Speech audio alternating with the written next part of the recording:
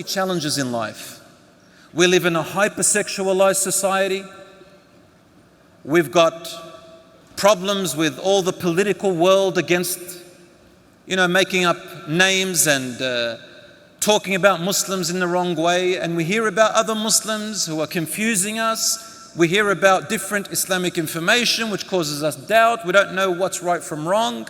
Sometimes we have problems. See how I said we? I'm not even a youth anymore.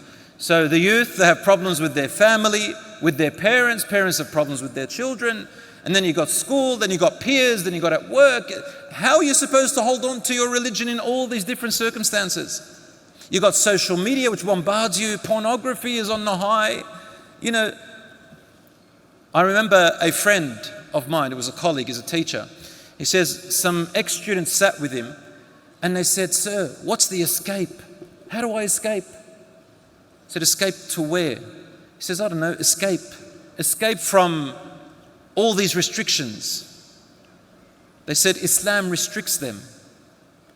So I sat with these young men and I asked them, escape to where? In this life, is there any real freedom?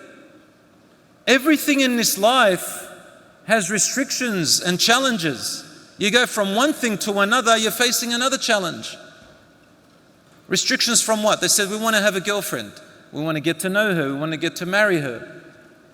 I said, "All right, let's say that we take away all the haram away and we say, okay, there's no haram right now. And that you can do whatever you like." What happens then? Are there no problems after that as well? I mean, think about it. How many campaigns are there? I don't know here in the UK, but in Australia we have a lot of campaigns to help unwanted teenage pregnancies, to manage STDs, sexually transmitted diseases, emotional attachments and problems like that. We've had abortions. Many abortions happen because they're not ready to get married. They're not ready to have a partner like that. There's a lot of use and abuse because there's no strings attached. There are children being born and their fathers run away. They don't want to take any responsibility. They weren't in it for that. Brothers and sisters, there is no escape in this world in any way that we can imagine except in paradise. In paradise is where it is. But I'll tell you what, Islam needs to be understood properly. That's number one.